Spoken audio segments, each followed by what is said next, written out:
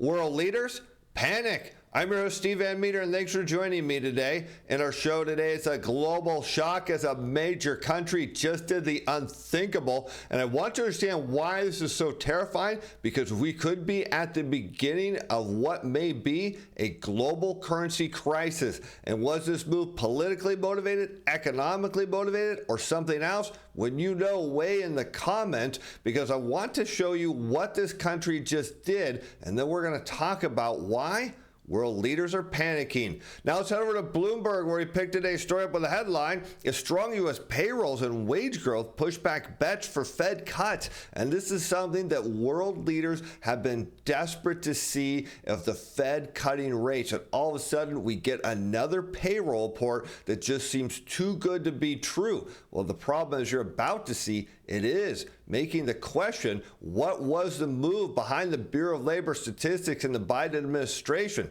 Well, again, was this economically motivated, politically motivated? You be the judge. As non-farm payrolls advanced 272,000 last month, beating all projections. Even average hourly earnings climbed 0.4% from April and 4.1% from a year ago, both picking up from the prior report, suggesting that wages are accelerating and employers are hiring. And what's notable here, we've talked about continued unemployment claims. We've talked about the regional Fed surveys and even the purchasing managers indices. And what do we continue to see? Hours work getting cut, wage growth slowing, job losses. But in the headline non-farm payroll report, we get a completely different picture. And suddenly, this puts the Fed on ice and world leaders in panic mode. However, the unemployment rate, which is derived from a separate survey, increased to 4% from 3.9%, rising to that level for the first time now in over 2 years. And this is surprising indeed, showing robust U.S. job growth at a time when virtually nobody thought this would happen. And the latest figures highlight a labor market that continues to defy expectations, and a lot of other data, as I'll show you here shortly, and blunt the impact on the economy from high interest rate and prices. Thus, that strength risks keeping inflationary pressure stubborn, which will likely reinforce the Fed's cautious stance on monetary policy as officials debate just how restrictive rates are. And we can note that rates are indeed restrictive, at least according to what the Fed says, and that means there's likely going to be a pullback on rates sometime this year. The question now becomes as when, and this is a big issue that world leaders are dealing with. They want the Fed to cut, and cut now. If not, we could face an all-out global currency crisis. Because I want you to take a deeper look at this report. As we look at the total non-farm payroll report, here we're looking at the change in thousands of persons. Now, I've cut off everything after or right before the pandemic, just so you can see the data, because I want you to understand that there's something about this report that doesn't make sense. And because of that, it's going to keep the Fed in play without having them cut rates at any time in the next couple of meetings. When we look at continued unemployment claims, I want you to note that when non-farm payroll growth is running, well, right about where it is now, you'll notice that continued unemployment claims tend to fall. And we see that relationship, well, consistently all the way from the 1960s, all the way right up until the pandemic. In fact, even after the pandemic, what do we note? That here you can see continued claims were higher, and they should be falling at this point, but they remain sticky right around 1.8 million. Meanwhile, total non-farm payrolls continue to run at a very nice rate here, suggesting that something is not right. In fact, it's a very Fed unfriendly report, an easing unfriendly report. This from Wells Fargo's chief economist. Taking this piece of data by itself means the Fed is likely to remain on hold for the next several months. And this is something that many people said, well, the Fed is likely to cut, and that would mean interest rates would head down, creating an opportunity for investors to get in ahead of that. And sure enough, when you see headlines like this, stocks set for all-time highs, bond yields fall, well, it means you should be looking at adding bonds or maybe making changes to your biggest investment pool. That's your 401k, maybe going long duration. And this is something we flagged to our subscribers right here, way down here. And even after today's pullback on the non-farm pay report, they're still up big. Here you can see zeros. This is 30-year zero coupons ETF, our CTA Time Pro, which looks at the machine positioning. And we run this on a historical basis. So when price rallies against the machines, well, we tell our subscribers to buy that up 6.49. If you're a technical physical trader? Well, that triggered a day before. That trade, as of close of business yesterday, up 9.43. And here's the best part. We're making these reports even easier. I'm giving you more detailed information, cherry picking my view on the reports to make this better, give you more opportunities to make money. In fact, one of our subscribers emailed me, says, Steve, since I started this report this year, I'm up 20%. Can you believe that? Well, you can too. Links in the description below for a 30-day free trial. Start making money trading. We show you how we make it just that easy. And take a look at the consumer price index, because this is the fear now that we'll see an acceleration in average hourly earnings leading to more inflation. And well, there is some truth to that, as we can look here again at the consumer price index against total compensation, because we need to factor average weekly hours here in with production and non-supervisory employees to get a real picture. And sure enough, when you see total compensation growth as shown in red running ahead of the consumer price index in blue, it tends to lead to an eventual increase in the consumer price index. But does that mean it's likely to happen? Well, there's other factors that go into this. It's not just simply, well, employees are making more money ahead of inflation. You have to remember there's debt and there's other things that don't fall into CPI. Things like auto and home insurance don't show up there, and we know consumers got hit with that in a big way, on top of rising energy prices, not to mention all that debt they took out over the holiday season is starting to come due.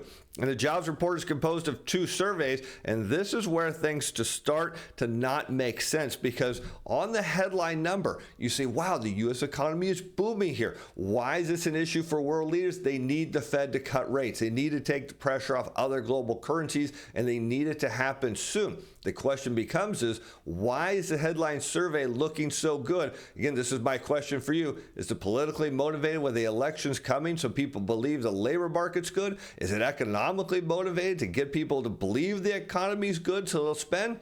Or maybe there's some other reasons. Look at this. As one of the businesses that generates the payrolls and wage data, the other smaller one of households used to produce the unemployment rate. And the household survey also publishes its own measure of employment, which dropped by more than 400,000 in May. That is huge. You're talking a discrepancy between the two reports of nearly 700,000 people. That's the largest decline this year. So here you see on the headline, non-farm pay report, jobs created. Household survey says, no, not even close. We didn't create jobs. We lost a ton of jobs. This doesn't make any sense.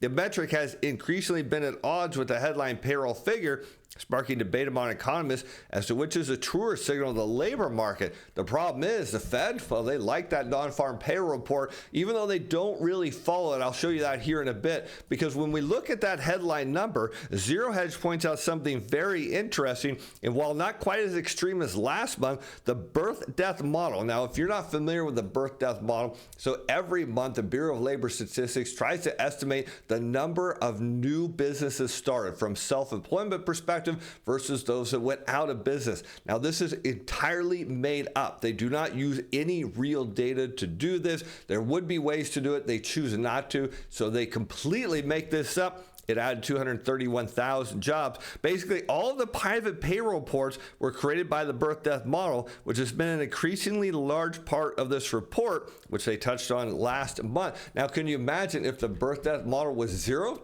Non-farm payroll report, well, would be close to zero, and that would, of course, given the market a much different reaction. In fact, even the job openings and labor turnover survey, which is one of the largely most inaccurate data pieces, but still relevant because the government looks at it, even it's in defiance of non-farm payrolls. And here we can see the job openings and labor turnover survey in red against the non-farm payroll and change of thousands in persons, and you can see decelerations in the non-farm payroll report and even contractions lead to fewer job openings, and this would make perfect sense. The only problem is, when we look at the current data, job openings are going down, but according to the Bureau of Labor Statistics, well, there's still strong and robust hiring. So the question is, are employers filling positions and say we don't need any more, which is why they're reducing postings? That doesn't make any sense, because if business was booming, they would be hiring in, looking to expand. Something's not adding up, and it further doesn't make any sense here, as the pickup in unemployment mostly reflected the people returning to the labor force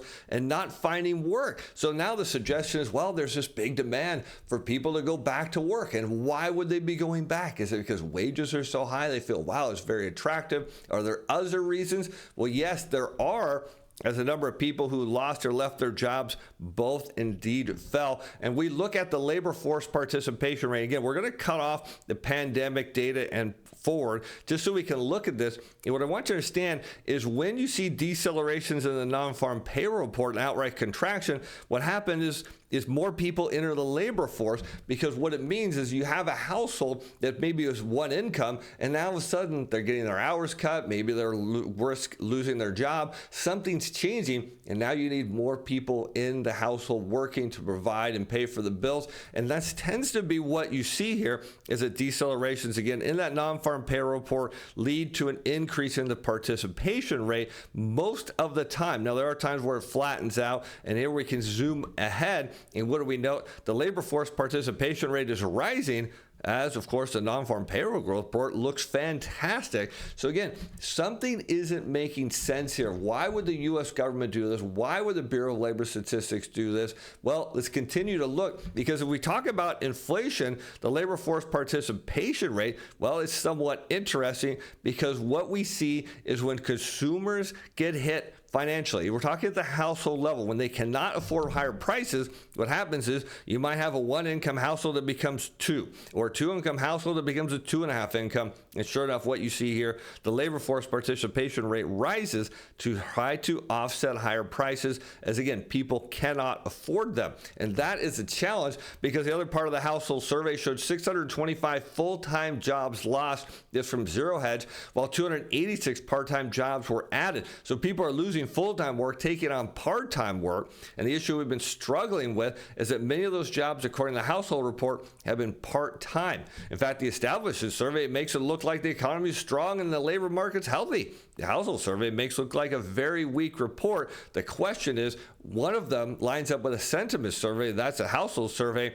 The other with the stock market, that's the headline survey. And this is the issue here, because you think about the global currency market, and what we need to see is the dollar start to ease. And because everyone believes, even though it's not true, that central banks have control of their currency, world leaders outside the U.S., they want to see the Fed cut, because they need to cut rates, and they need to stop the outflow of money from their currency into the United States.